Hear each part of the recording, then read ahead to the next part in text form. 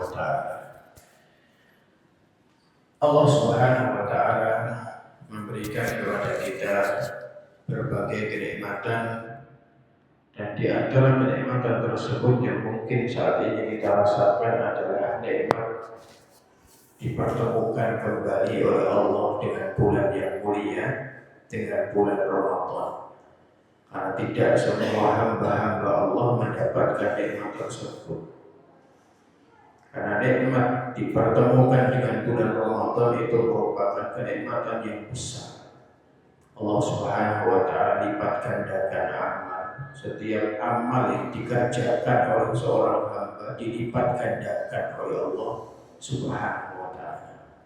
Kalau mungkin kita pernah mendengar apa yang disampaikan oleh Nabi Shallallahu Alaihi Wasallam, beliau pernah menyampaikan, Inna Allah katabal hasanati wassayyiati thumma bayyana dzalik. Allah menuliskan keburukan dan kebaikan yang dilakukan oleh seorang hamba.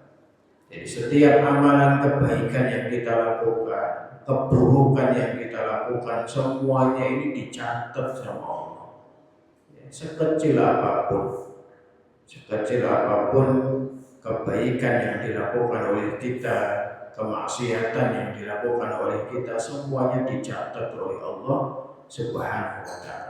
Apa yang kita lihat, apa yang kita dengar, apa yang kita tulis, semuanya itu dicatat sama Allah Subhanahu wa ta'ala. Faman hamma bihasanatin, kata beliau, barang siapa yang punya niatan untuk berbuat baik, jadi baru punya niat berbuat baik, falam ya'malha, tapi tidak jadi melakukan kebaikan tersebut, maka Allah tulis baginya satu kebaikan. Contoh, orang pengen di bulan Ramadan ini ngasih iftar, ngasih takjil, ngasih orang yang puasa itu buka, tapi qadarullah, Allah takdirkan dia akhirnya uangnya kepakai karena ada kena musibah, atau uangnya ternyata hilang. Dia telah siapkan sebenarnya untuk ngasih apa? Orang takjil puasa, tapi Allah takdirkan ternyata uangnya hilang, uangnya kepakai untuk keperluan yang lebih mendesak, sehingga niatan baik tersebut walaupun tidak jadi melakukan tetap ditulis satu kebaikan. Sehingga jangan sampai kita nggak punya niat sama sekali berbuat baik, itu jangan sampai. Terlebih lagi di bulan puasa, terlebih lagi di sasi-sasi poso niki. Di bulan puasa seperti ini, perbanyak niatan-niatan untuk berbuat baik. Saya pengen ngasih itu, saya pengen ngasih itu, saya pengen nanti terawihnya terus selama 29 hari saya terawih terus. Sehingga ada tekad kuat, ada niatan untuk berbuat baik. Sehingga kalau nggak jadi melakukan karena udzur, karena ada suatu hal yang mendesak, maka Allah akan tetap tulis baginya satu kebaikan yang sempurna. Kemudian Nabi melanjutkan setelahnya, waman hamma biha fa'amilaha. Kemudian ketika dia punya niatan baik, akhirnya melakukan juga. Dia punya niatan ngasih takjil, orang iftar, orang buka puasa, akhirnya melakukannya, akhirnya benar-benar ngasihkan. Apa yang dilakukan oleh Allah Subhanahu wa ta'ala, maka Allah akan tulis menjadi 10 kebaikan. Jadi satu kebaikan yang dilakukan oleh seorang hamba itu dilipat gandakan oleh Allah menjadi 10 kali lipatnya.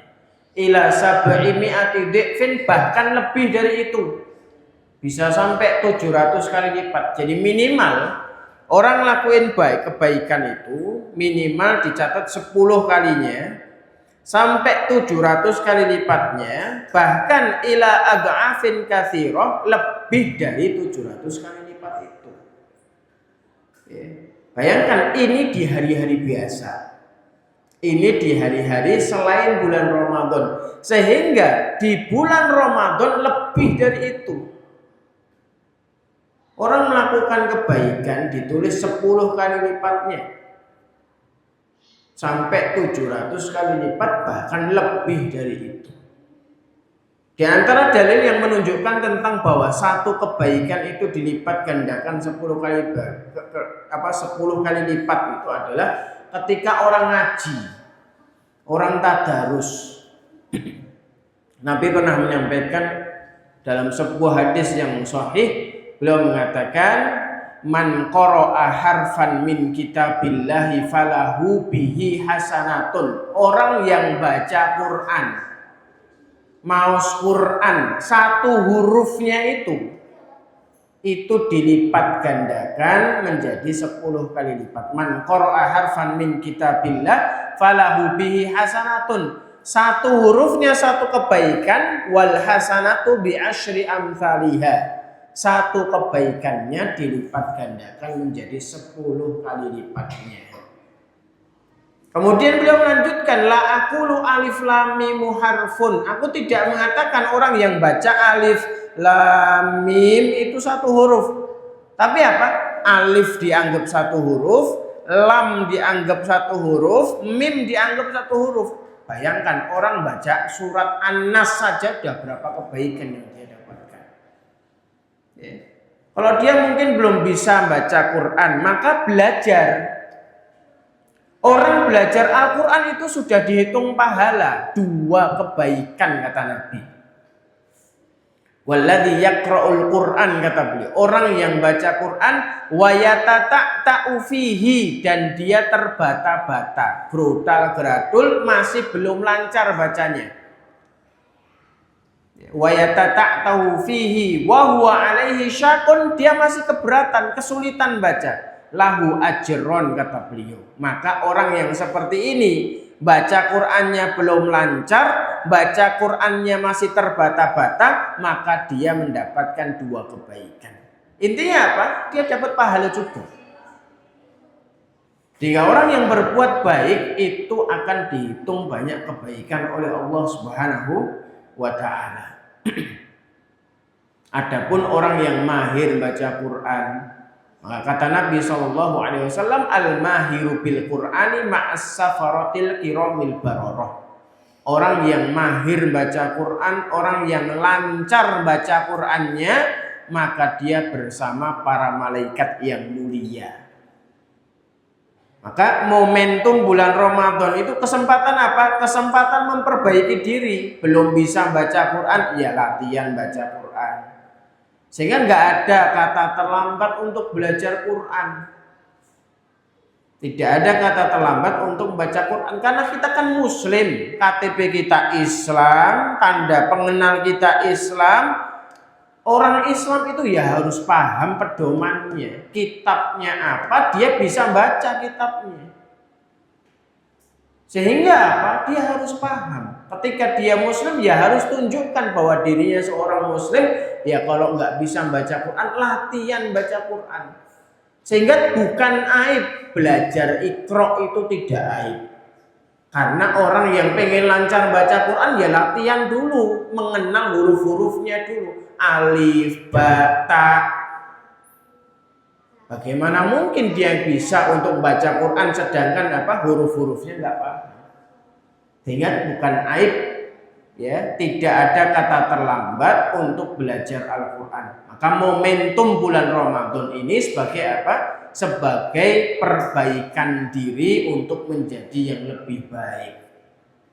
Sehingga kalau kita ini ngerasa kok saya muslim tapi nggak bisa baca Quran, yuk mulai besok saya mau latihan, cari yang bisa baca Quran, disuruh ngajari.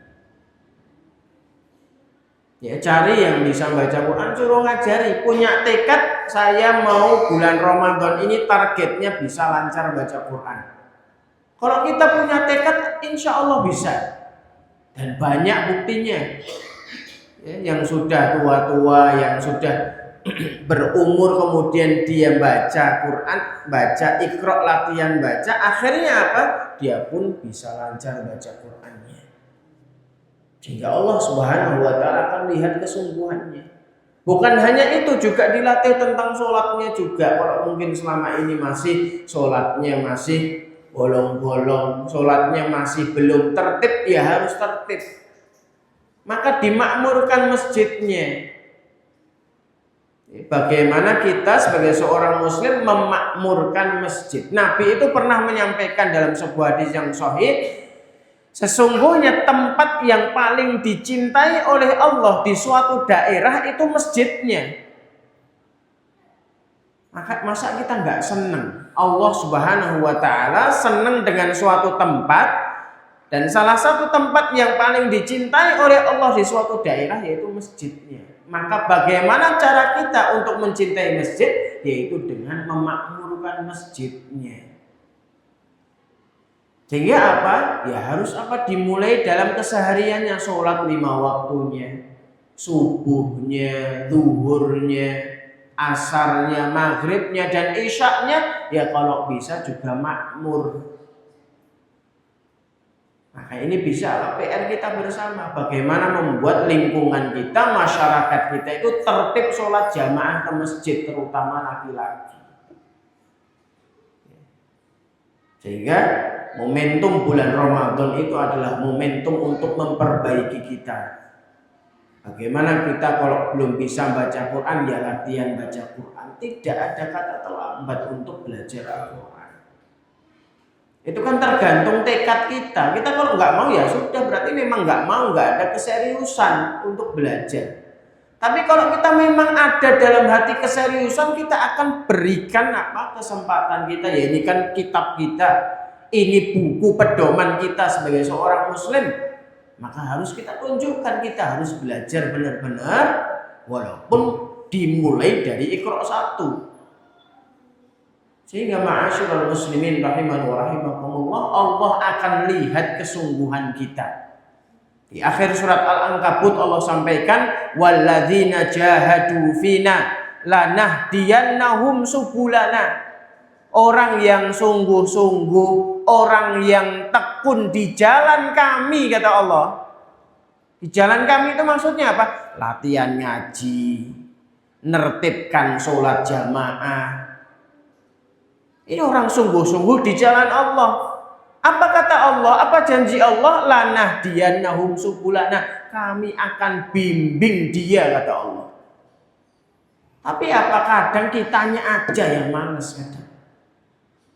Udah tahu kita nggak bisa baca Quran, tapi apa? Nggak mau belajar. Itu kan PR besar bagi kita.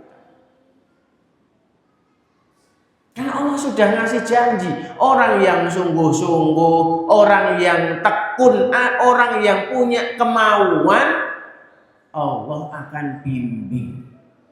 Gak susah belajar. Yang susah itu apa? Kemauan kita. Kita mau atau enggak, kita mau meluangkan waktu kita atau tidak. Kalau kita kan sekarang apa? Lebih sibuk main HP-nya. Bilang gak ada waktu, padahal main HP tiap jam. Sehingga ma'asyiral muslimin rahiman wa rahimakumullah, kaum muslimin yang dimuliakan dan dirahmati oleh Allah Subhanahu wa ta'ala, sehingga bisa kita buat program contoh. Di masjid ini buka program, ya, yang belum bisa baca Quran dikumpulkan. Akhirnya apa? Belajar bareng-bareng.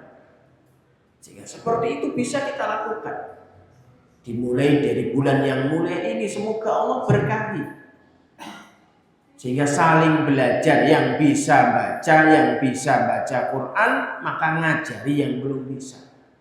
Sehingga Allah akan berkahi masyarakatnya, Allah akan berkahi daerahnya. Baldatun thayyibatun wa rabbun ghafur. Ma'asyiral muslimin rahiman wa rahimakumullah, kaum muslimin jamaah yang dimuliakan dan dirahmati oleh Allah Subhanahu wa ta'ala. Sehingga Ramadan itu sebenarnya adalah momentum perubahan bagi kita. Yang mungkin masa sebelum Ramadan, sebelumnya itu ya malas-malasan, aras-arasan.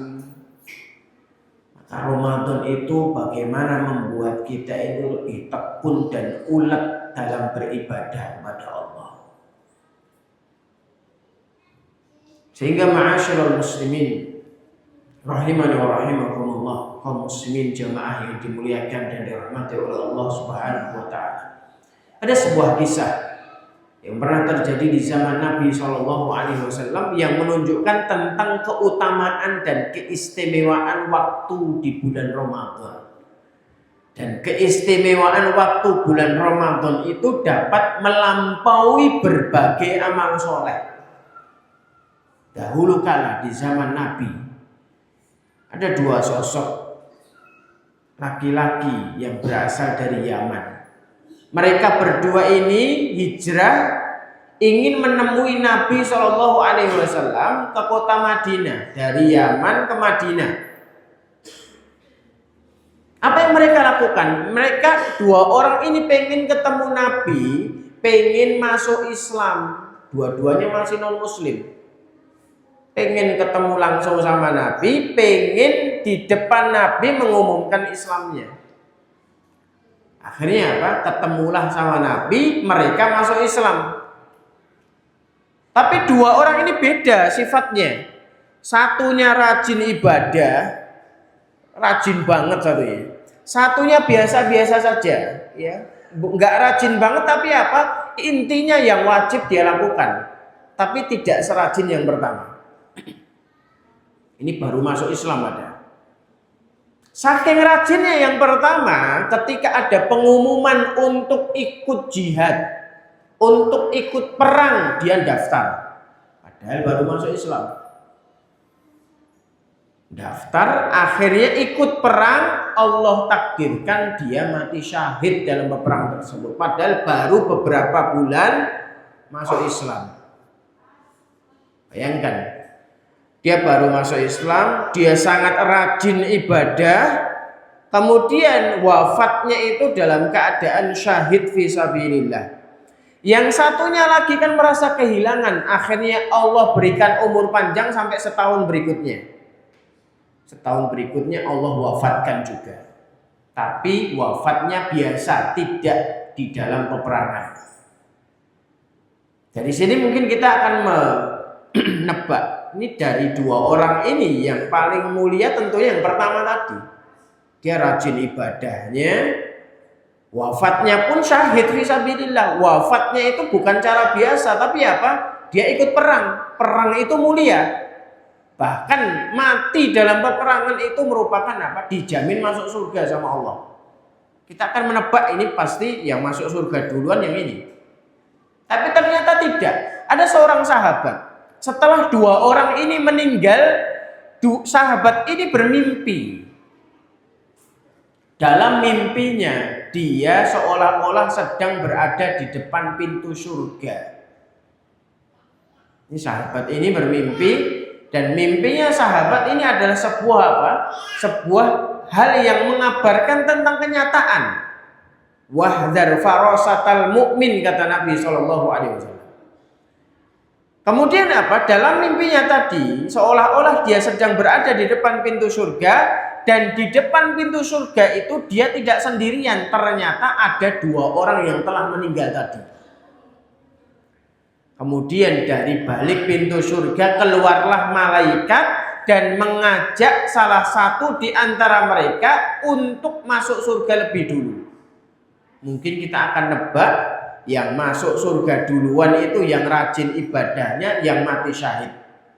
Karena orang yang dipersilakan masuk duluan berarti yang lebih utama berarti. Ternyata tidak.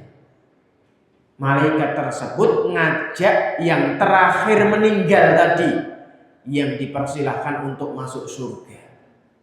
Kaget. Sahabat yang melihat tadi kaget. Kok bisa sahabat ini nggak rajin-rajin banget ibadahnya, bahkan wafatnya bukan mati syahid, bisa ngalahin saudaranya yang dia lebih rajin ibadahnya, bahkan wafatnya syahid fisabilillah. Kok bisa malaikat kok nggak salah ini? Kok yang diajak masuk surga yang pertama, yang biasa-biasa saja, akhirnya dibawa masuk surga. Malaikat tadi keluar lagi ngajak sahabat yang satunya, sehingga nomor dua masuk surga yang rajin ibadahnya, yang syahid fisabilillah dalam peperangan. Akhirnya dua orang tadi dibawa masuk malaikat untuk ke surga. Kemudian malaikat tadi keluar untuk yang ketiga kalinya, kemudian mengatakan kepada sahabat yang mimpi ini, irji fa innahu lam ya'ni laka ba'du. Kembalilah, belum waktumu saat ini. Setelah bermimpi di malam hari dengan penuh kebingungan, kok bisa? Sahabat ini yang pertama kali masuk surga. Karena sahabat ini kenal siapa mereka berdua. Sehingga keheranan ini pun diceritakan kepada sahabat yang lain. Sahabat yang lain yang mendengar cerita tadi ikut heran juga. Loh, kok bisa? Mereka juga sama-sama bingung kok bisa juga. Karena apa? Mereka paham dua orang ini seperti apa. Satunya rajin, satunya pun saking rajinnya dia ikut perang langsung setelah masuk Islam dan Allah takdirkan mati syahid dalam peperangan tersebut. Tapi satunya biasa-biasa saja. Jadi ibadah wajibnya tetap dijaga, tapi apa? Ya nggak rajin-rajin banget. Bahkan cara wafatnya pun wafat biasa. Sehingga saking bingungnya mereka pun mendatangi Nabi SAW. Akhirnya mereka menceritakan mimpi salah seorang sahabat tadi. Setelah mendengar kisah mereka, Nabi SAW pun tidak menampakkan kebingungan. Beliau nggak bingung, malah bingung kenapa sahabat kok bingung. Beliau mengatakan apa? Tanya kepada sahabat, min ayyi dzalika ta'jabun, wahai para sahabatku, mana yang membuat kalian bingung? Biasa saja kisah itu, wajar. Loh, sahabat-sahabat yang lain nganggapnya ini gak wajar, tapi Nabi SAW nganggapnya wajar. Malah tanya balik kepada para sahabat, mana yang buat kalian bingung? Akhirnya mereka menceritakan, mereka mengenal dua sahabat ini. Wahai Rasulullah, kok bisa yang masuk surga yang sahabat biasa-biasa saja amalannya? Padahal yang lebih rajin tadi yang pertama. Kemudian wafatnya pun syahid fisabilillah. Kenapa dia yang terakhir masuk surga? Ini yang membuat kami bingung, wahai Rasulullah. Rasulullah SAW pun mulai menjelaskan, wahai para sahabatku, bukankah sahabat yang masuk surga duluan tadi Allah berikan umur panjang sampai 1 tahun berikutnya? Bala ya Rasulullah, iya. Sahabat yang dipersilahkan malaikat untuk masuk surga duluan tadi masih diberikan umur panjang oleh Allah 1 tahun berikutnya setelah masuk Islam. Kemudian Nabi tanya lagi, bukankah dalam setahun dia hidup pasti bertemu dengan bulan Ramadan? Bala ya Rasulullah. Sahabat mulai paham. Oh iya, sahabat ini masih diberikan umur panjang oleh Allah 1 tahun, bertemu dengan bulan Ramadan, pasti bulan Ramadan lah yang melipat gandakan setiap amal yang dilakukan oleh hamba tersebut. Di akhir cerita tadi Nabi mengatakan, fama bainahuma ab'adu ma bainas sama'i wal ardh. Maka jarak kedudukan di antara mereka berdua seperti jarak langit dan bumi. Allahu Akbar. Bayangkan, 1 Ramadan saja yang ditemui oleh salah seorang sahabat yang baru masuk Islam itu bisa melampaui, nyaingi, balap sahabat yang lebih rajin dari dia. Bahkan ngalah-ngalahi apa? Pahala syahid fisabilillah. Kan yang satunya tadi apa? Wafatnya biasa-biasa saja, tapi gandeng dia bertemu bulan Ramadan, Allah lipat gandakan amalnya. Maka dari kisah ini apa yang bisa kita ambil pelajarannya? Bulan Ramadan itu sangat mulia. Jangan sampai kita malah sibuk apa? Sibuk hal-hal yang tidak bermanfaat. Kita tersibukkan dengan HP, sibukkan dengan hal-hal yang tidak berfaedah. Nggak pernah sholat taraweh, nggak pernah tilawah Quran, nggak pernah ngaji, dan sampai parahnya nggak sholat. Bayangkan sahabat ini tadi saja bertemu satu Ramadan saja membuat dia bisa balap pahala temennya yang lebih rajin. Maka kalau kita pengen balap orang-orang yang mungkin kita anggap dia lebih rajin ibadahnya, manfaatkan Ramadan ini dengan sebaik-baiknya. Maka mulai perbaiki diri kita. Mulai dari sholat kita. Bagaimana sholat kita selama ini? 5 waktu kita. Jangan sampai. Ya. Jangan sampai contoh berarti yang ibu-ibu, yang mbak-mbak sholatnya kan di rumah. Jangan sampai sholat zuhur waktu asar. Sholat asar, maghrib lagi asaran. Jadi hal-hal seperti ini kadang masih ditemukan. Maka perbaiki lagi waktu kita, tata kembali waktu kita. Maka momentum bulan Ramadan adalah momentum perubahan bagi kita.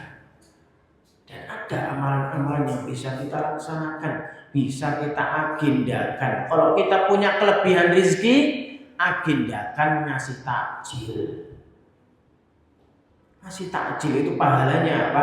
Pahala orang puasa kita dapat juga dari pahala. Sama bahkan.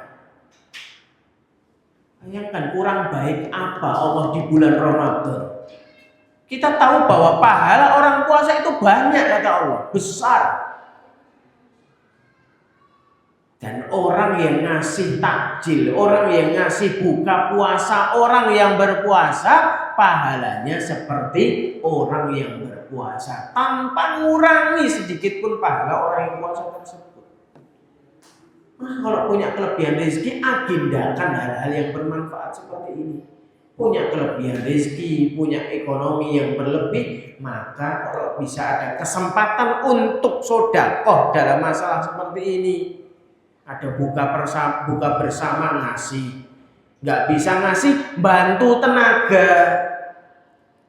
Maka hal seperti ini bisa kita lakukan, bisa kita agendakan, dan semuanya ini dilihat oleh Allah Subhanahu wa Ta'ala. Kemudian tadi belajar baca Quran. Kalau yang sudah bisa baca Quran, memperbanyak tilawah Quran. Kalau bisa dalam 30 hari selama bulan Ramadan, khatam paling tidak 1 kali. Masa selama hidup ketemu bulan Ramadan gak pernah khatam sama sekali? Kalau kita mungkin selain bulan Ramadan gak bisa khatam, kalau bisa bulan Ramadan bisa khatam. Dibagi waktunya. Kalau kita punya target 1 kali khatam, maka dibagi pagi berapa lembar dulu. Nanti habis zuhur gak langsung pulang, baca dulu berapa halaman. Demikian kita atur hidup kita agar supaya Ramadan ini membawa berkah bagi kita. Kemudian juga di antara agenda Ramadan adalah sholat taraweh, jangan ketinggalan. Karena sholat taraweh jamaah itu pahalanya kata Nabi SAW ditulis bagaikan dia sholat semalam suntuk. Dalam sebuah hadis yang sahih Nabi mengatakan, man qama ma'al imami hatta yansorif, kata beliau. Siapapun yang sholat taraweh sama imam berarti jamaah, hatta yansorif, sampai selesai. Bukan sholat tarawehnya apa? Sholat taraweh jamaah sama imam tapi cuma 5 rakaat. Pertama 2 rakaat sama witir 3. Ini nggak dianggap selesai berarti. Syaratnya apa? Sholat taraweh jamaah sama imam ya ikut sampai selesai. Apa pahalanya? Kutibalahu qiyamul lailah. Maka akan ditulis pahala baginya seolah-olah dia sholat semalam suntuk. Maka bayangkan sholat tarawih itu berapa menit? Paling banter-banter 1 jam, 30 menit sampai 45 menit rata-rata. Bahkan bisa kurang dari itu kalau cepat bacaan imamnya. Bisa 20 menitan. Bayangkan kita nahan waktu untuk ibadah taraweh 20 menit, 30 menit, ganjarannya kita ditulis seolah-olah ba'da isya sholat selesai subuh. Ini siapa yang jelaskan? Nabi SAW yang menjelaskan. Itu orang, tapi terpenuhi sholat tadi. Sholat jamaah taraweh sama imam sampai selesai. Imamnya 11 rakaat itu ya nggak boleh ikut cuma 5 rakaat. Ikut cuma 7 rakaat. 11 rakaat imamnya ya harus ikut 11 rakaat juga sampai selesai. Maka orang yang memenuhi kriteria ini, memenuhi syarat ini, maka akan ditulis pahala baginya seolah-olah dia sholat malam semalam suntuk. Pahala dia ngempet 30 menit untuk jamaah taraweh sama imam, bayangkan berapa jam ganjarannya.